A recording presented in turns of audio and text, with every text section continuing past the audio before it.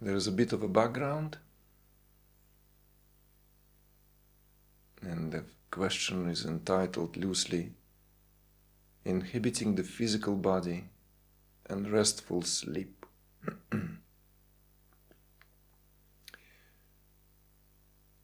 So the background, since early childhood, I have had the experience of not living in my physical body. One morning at age 5, I just stepped out and experienced the vast space of the formless, inhibiting my physical body but not being fully present in it, and at the same time not fully resting in the experience of the formless, keeps challenging me. I strip the layers and experience irritation and suffering. It feels like in this life I'm trying to imitate and animate the roles of being human as best I can. It feels irritating and alienating. Silence, I am. Full stop. Home, full stop. At night I dream very much and real. Accompany other souls to the light, experience and study spaces, travel through layers. So the sentiments there at the end of that, notes of gratitude, and here the questions. There are 5 altogether. I'll read all these questions and see maybe if we can respond to each individually, or there can be one thread that links all this together. So first one, how can I bring the levels together? How is it possible to live and integrate the radiant stillness and bliss of the formless in everyday life? How can I fully inhabit and use my body and be a complete and liberated human being? How can I use my voice and speak from the fragrant space of the heart? Finally, mostly I remember my dreams as in reality, and after a night I feel exhausted and tired. How do I get into a deep, restful, powerful, power-giving sleep? So these are 5 questions altogether with that little background. I would give first a bit of an overview so that for all of us to understand what these questions actually present here very clearly, because the questions themselves and the background present us with very interesting perspective on the situation. So first of all, in general terms, speaking in terms of this, let's say what we call embodied experience, embodied life, nothing is homogeneous in that. Even if the level of reality which unifies it all is homogeneous and can be spoken only in terms of awareness as that underlying reality of everything. At the level of phenomenal manifestation, there are a variety of different forms of energy at play, as it were. And this is what makes it all worthwhile, interesting, fascinating. This what makes variety of approaches, traditional and otherwise, really applicable to our daily lives and our lives in general. So these energies are, in some cultures, have been identified and clearly looked into in terms of the manifestation of some what we could call templates, the primordial, the very energies where the certain substances rise from. So in that more of a kind of conversational manner, we can speak about it in terms of someone's predominant, let's say, mode of being, character, and overall appearance is down to earth.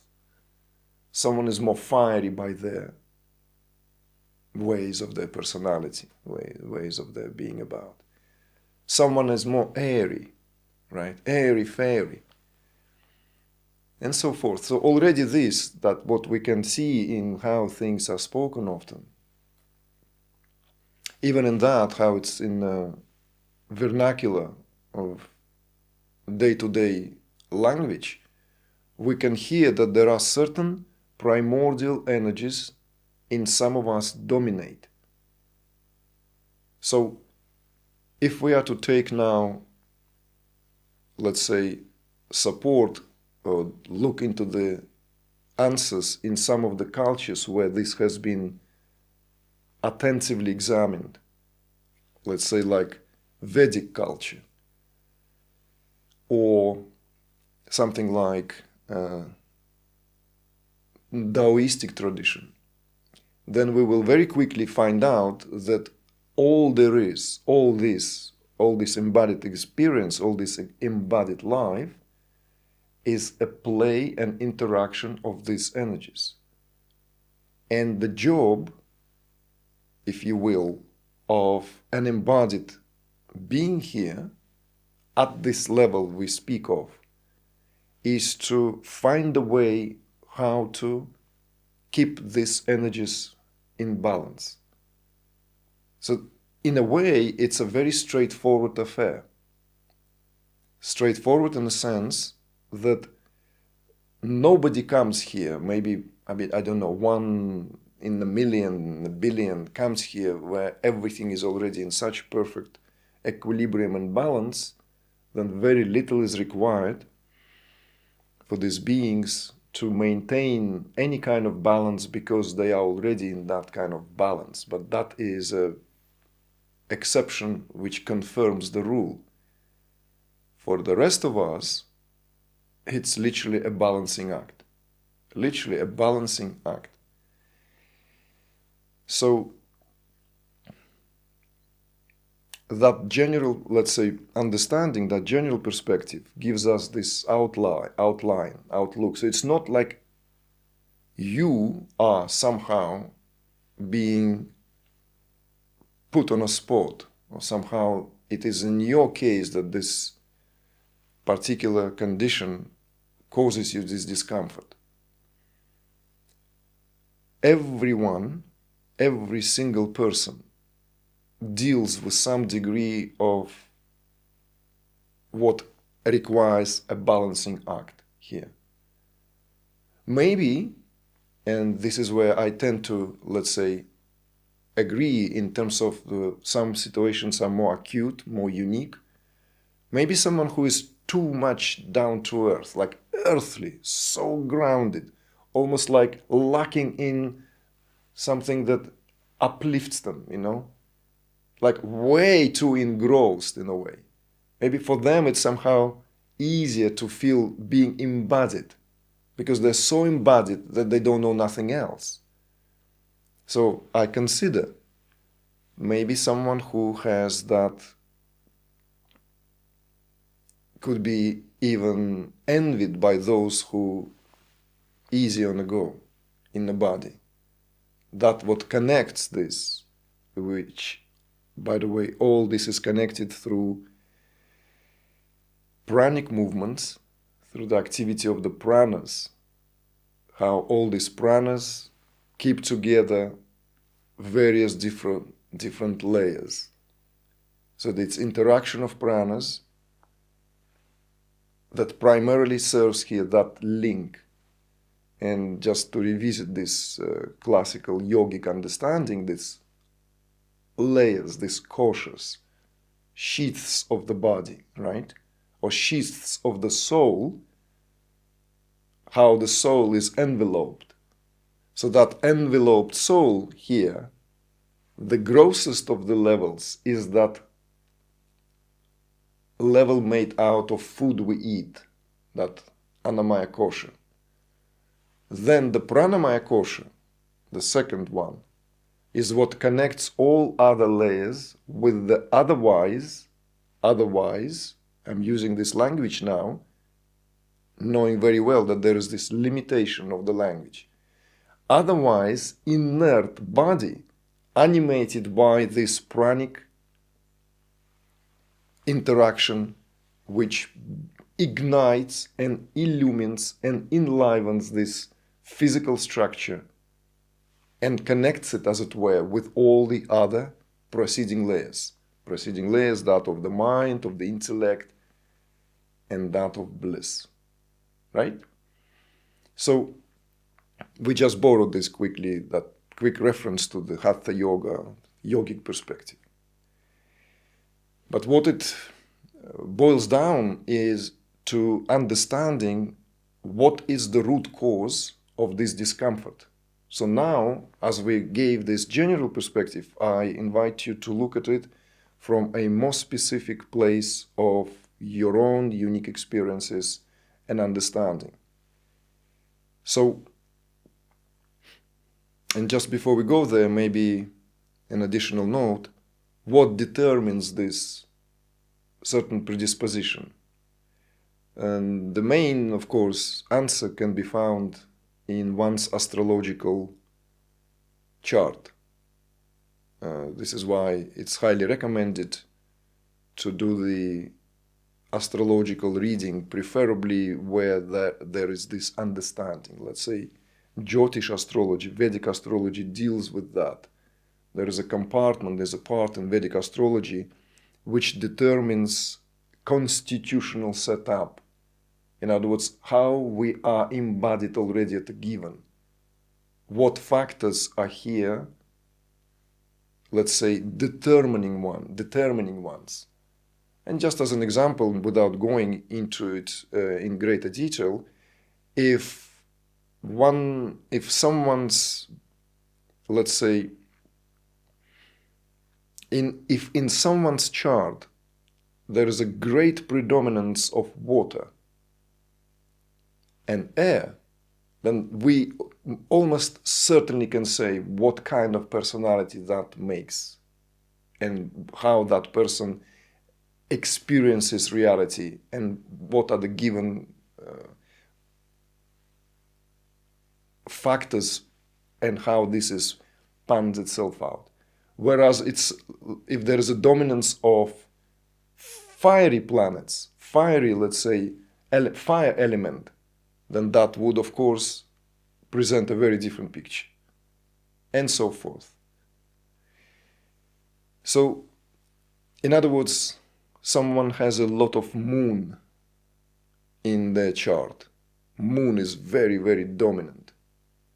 This already will give a very dreamy, a very detached, a kind of easy to travel through astral realms, easy to get, forgive me, lost in the realm of imagination and dreams. So for that person, for that particular, let's say, embodiment, the balancing act would be paramount to how one can manage to ground oneself. Because obviously here we are simply dealing with a very, very universal principle of like increases like, and we are here propped with this understanding that because these energies are energies that comprises the entirety of creation, so then, in other words, this is, let's say, if we are looking at the system of Vedic understanding, that we have 5 great elements, and these 5 great elements in themselves are expressive potentiality of something even subtler. This is all down in this structure of the templates, the so-called Tatvas, the categories in consciousness. So these categories in consciousness express themselves in an acute way as this reality through the manifestational level, where it makes these great elements then into this play of infinite variety of experience we call life. From winter to summer, from cherry to almond, to fish and elephant, lizard, and bird. Everything is here, from a cloud to a stone. Strike of lightning and a strike of, strike of luck. Everything here is an expression of that. In a way, a scientific mind, Vedic mind, can go into this and dissect this and see the expressive potentiality of particular elements in play. Those of you who maybe at some point were entertained by reading some of this literature about these fascinating beings, yogis, when it was maybe fashionable, definitely when the autobiography of a yogi by Paramahamsa Yogananda kind of ushered all that suddenly, right? It's a canonical, classical book where he talked about these beings, these saints he encountered, and this phenomenal psychic abilities. And then, there were attempts to study them, scrutinize them. You might have come across how these psychic abilities are being fostered. And that's in the anatomy of these categories of consciousness. It's where one can have access into the template structure. When there is an access to the template structure, there is a possibility to, as it were, modulate reality. But I'm saying this only as an example, not to confuse us and derail our conversation into what might be a lifetime of trial and error, and we will never succeed, because this is such a daunting affair to be able to go down at that level where we can, let's say, remodulate our constitution and come up with something which is way beyond our nature. Or let's say, which makes our nature into something totally different. But I'm mentioning this so that there is this understanding that everything is an expression of the play of energies. This is very important to understand. And the fullness of the experience of being human, as far as our understanding is concerned, is in being able to be fully opened to that experience, what it provides. In turn, providing that there is a possibility for the doorways or the windows of perceptions themselves to allow that. So which means the balancing act here is not as some kind of either or. It's an absolute must for all of us. So in a sense, like increases like principle here, that's what here is implemented as a given. So in other words, in plain language, if we feel way out of the body, if we feel somehow that there is a tendency to go easily into more etherical states, then that movement needs to be countered with all the therapeutic applications where we can ground ourselves. And reverse is true. If someone is way too grounded, engrossed, almost like, became rock solid like, earth like, too much earth, too much, and then it's too much earth, too much water, it's become like a mire, like a mud, then something else, another therapy is required.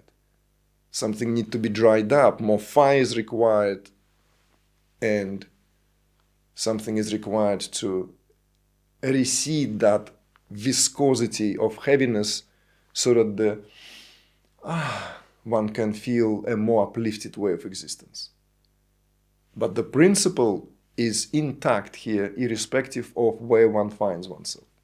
So now, going back straight to what you have shared here, pertinent to your experiences, I tend to suggest, and I will come to the questions now, that there is definitely a great dominance of that air ether element which expresses itself at the doshic level according to Ayurveda as Vata.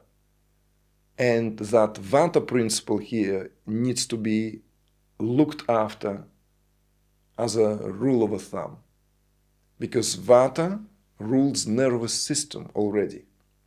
Are you familiar? You can just nod in response, Katya. Are you familiar with these basic tenets of Ayurveda? Okay, so that's very helpful. So then you understand it very clearly. Each of the doshas here are expressive potentiality and rules a certain domain. Vata rules nervous system. Pitta rules all metabolic processes. And Kapha here rules structure. You see? So it's what we deal here is nervous system, all movement, all metabolic activity, and structure itself, physical structure. So Vata in itself is a mixture, as what dosha here means, not pure, mixture of ether and air. So therefore, it's the most mobile of all the doshas. So therefore, it's the easiest to go out of balance.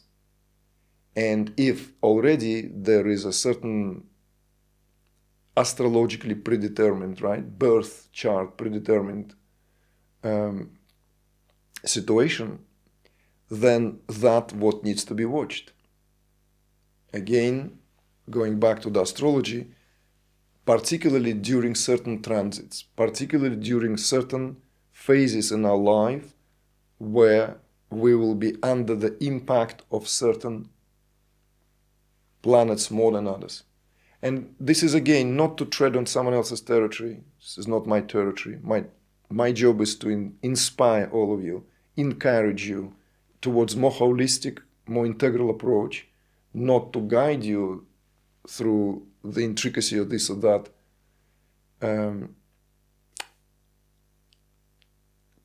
department of what is represented here, let's say, in the language we speak, of Vedic sciences. So, for example, the intricacy of this is that there might be a lot of moon in you from birth, but you happen to go through a phase of Saturn. And as Saturn is, although associated with something which is very grounding, right? Saturn often spoken about, like in sidereal zodiac, its element is earth.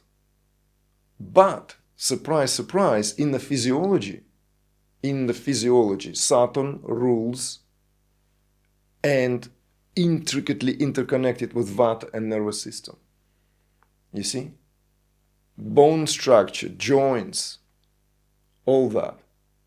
So this is why a skillful astrologer will look into that, and during certain transits would be able to advise what even certain alignments are to be expected during certain phases.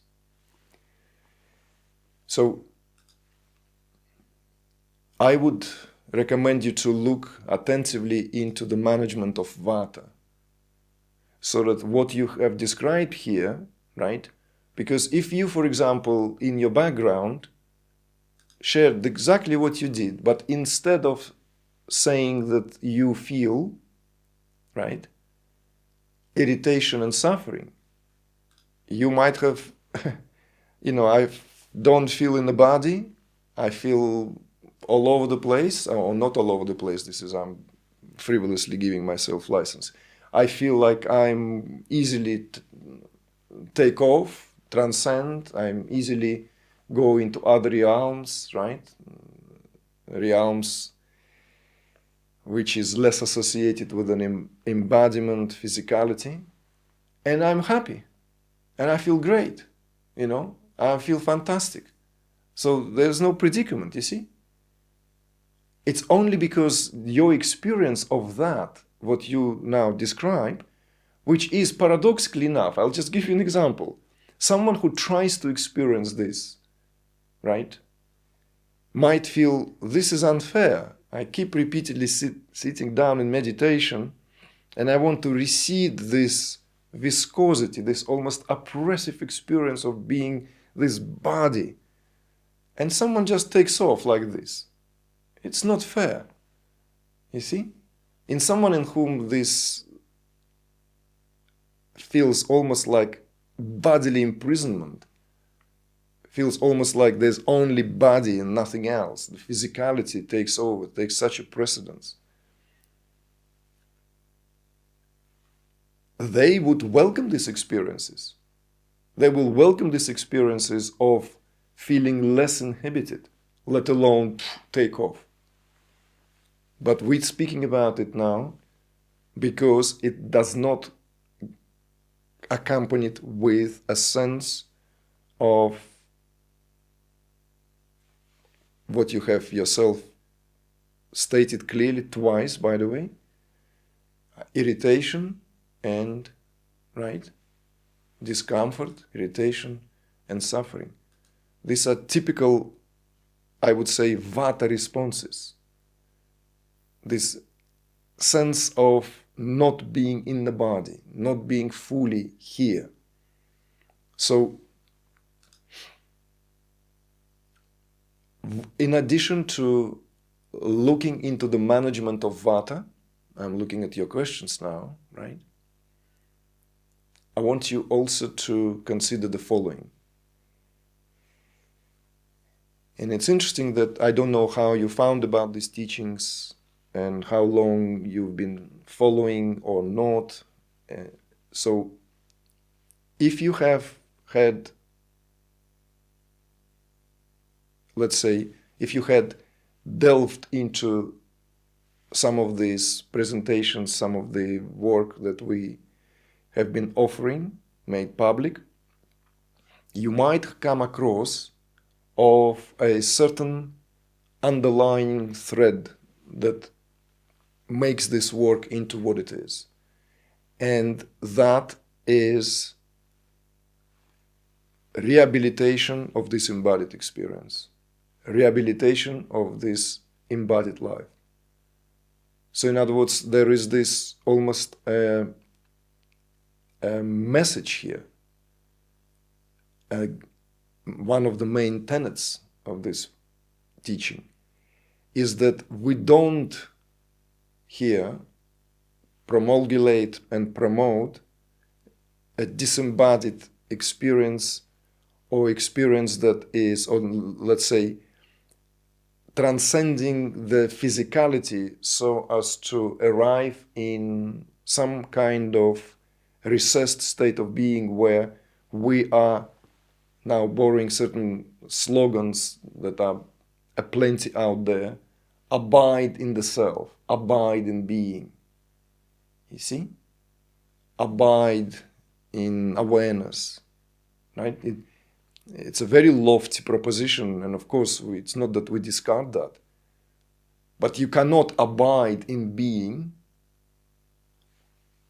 whilst disregarding that what here is taking place, because this is an embodied experience.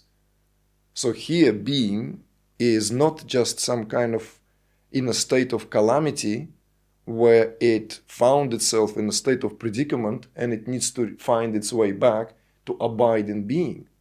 It's an oxymoron. Being is never perturbed, never usurped, never, ever displaced by any of this of what we experience at the phenomenal level.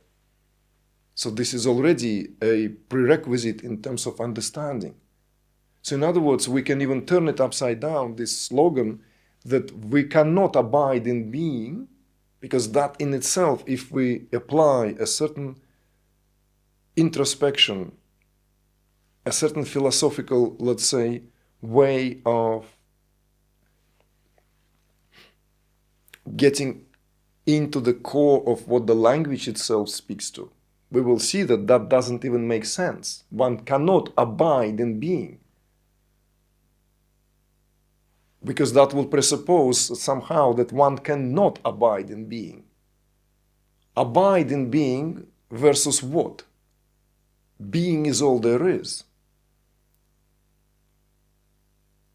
And all that, what we experience, is an expression of being at the phenomenal level.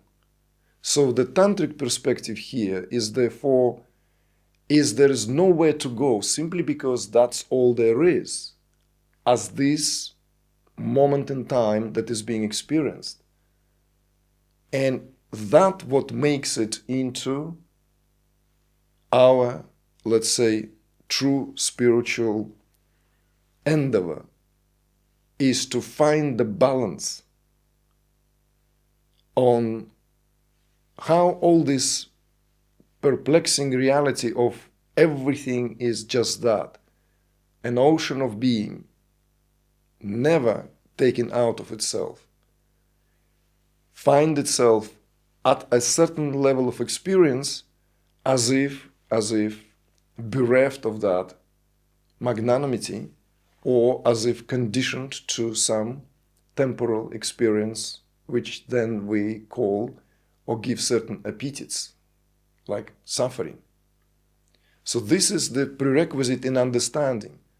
And with that understanding, certain changes begin to happen at the energetic level. So that, in other words, let's say, if with these predispositions that you already have and had since childhood, if you were to adopt teachings which actually would tell you, you know what, this world of forms and phenomena is a nuisance. It's an illusion to begin with. It's also temporal, so we cannot hang our coat on it. It's not really solid enough. It doesn't even happen. It's just an epiphenomenon.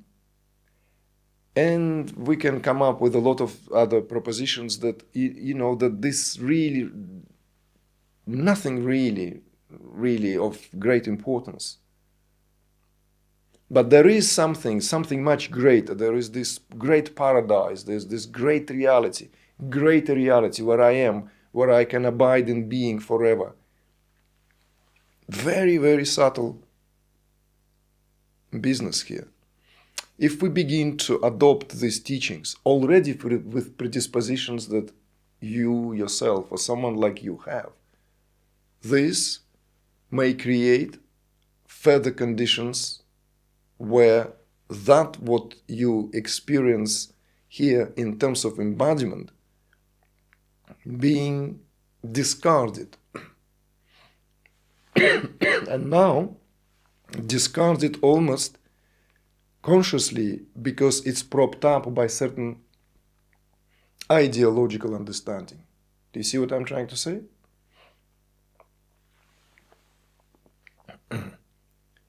Whereas, if in turn we adopt philosophical or ideological perspective, which exalts this experience in all its complexity, in all its perplexity, it introduces the possibility of subtle realignments of energy, because we no longer feel that somehow there is this some kind of predicament, that somehow, like in your background, for instance, that you mentioned here, it feels like in this life I'm trying to imitate and animate the roles of being human as best as I can, you see?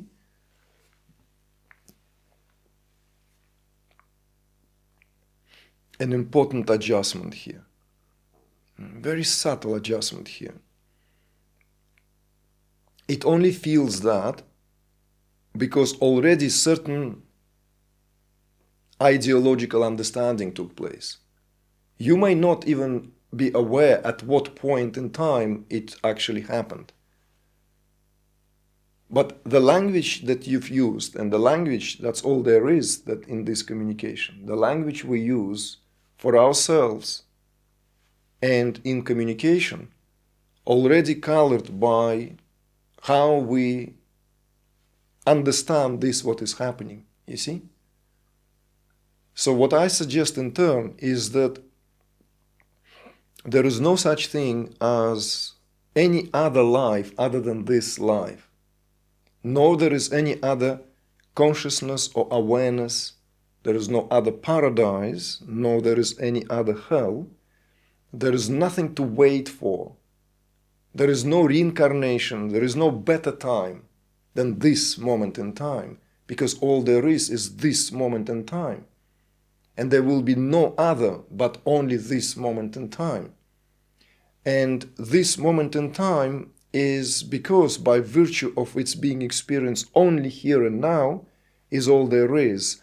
And although it feels as if there is a certain trajectory, even a linearity of that process, because in that here and now, I clearly have a picture of me when I was 5-year-old. So therefore, yes, I know that's what I was back then, and now I'm here. So there is this perceived linearity of time. And yet, all there is this, what now we can say, formless experiencing itself through form. This formless experiencing itself through form is the presence. And this presence is all there is. And because seamlessness of that, because it does not have any breaking point. It may only appear as if, but it does not break for a moment.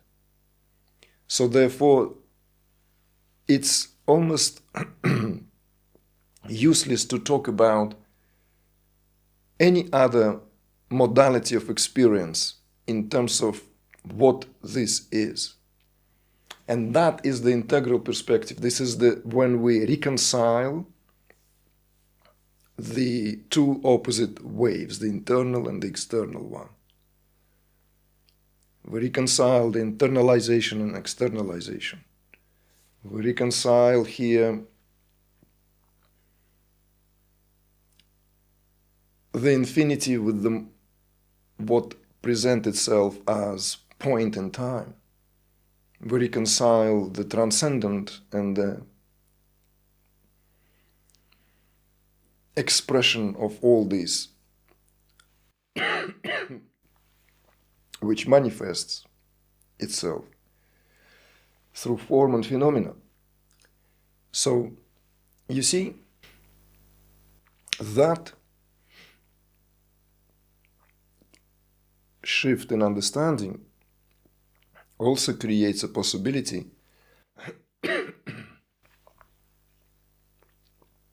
for very subtle realignment, very, very subtle realignment in terms of what somehow begins to be entertained as certain preference, as certain, let's say, something that has colored our perception. Whereas what it takes is an active involvement and participation on our part to simply bring the balance, to simply reintroduce the balance. And when the balance is reintroduced, then that what is being experienced as undesirable, unpleasant, which gives the rise to that sense of suffering, is then being mastered at the level of that what balance here represents. So that whole predicament is removed, this predicament of what this life presents. And life will present itself through the myriad of challenges simply because that's part and parcel of how this life is experienced. There needs to be some traction. There needs to be some friction. There needs to be something which moves against something else. And this in itself creates the possibility of tactile experience of being alive, being here and now. Our job here and the goal is not in removing ourselves from the world, you see?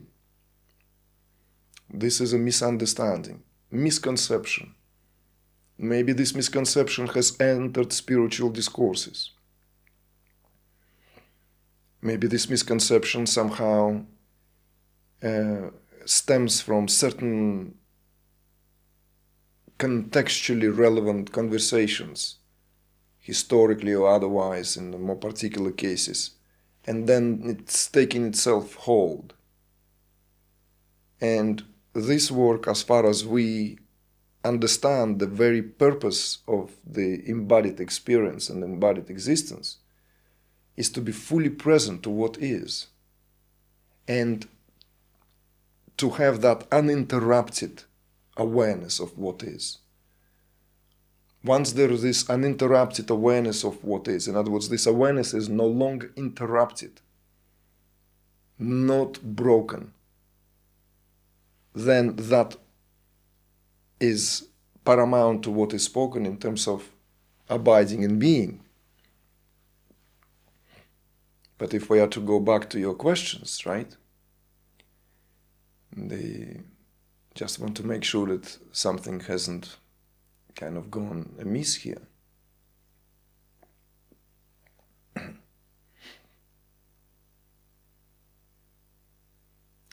Well, the first two, right? How can I bring these levels together, and how is it possible to live and integrate the radiant stillness and bliss of the formless in everyday life? It's a balance. It's as simple as that. It's a balance. Even the balance of the humors, balance at the level of physiology, balance at the level of mental functioning, balance at the level of energetic currents. That in itself brings this into a possibility, you see? Now, with regard to this more practical, how do I get into a deep, restful, power-giving sleep? Right? All this is, again, management of Vata. See? It's a management of Vata. There are a few things that you need to do so that will give you that assisted, deep, restful sleep without resorting to any substances, let alone pharmaceutical kind of compilations. There are natural remedies, natural gifts of nature aplenty, which will lull you into a deep sleep. Again, you just need to look into it consciously and constructively. So this all under the category of circadian rhythms, the so-called dinacharya, right? The rhythms of time cycles, and doing the right thing repeatedly. If we do the right thing overall, repeatedly, occasional doing wrong things is fine. But if we're doing the wrong things repeatedly, then occasionally doing the right thing is of no value. This is how also is to be understood.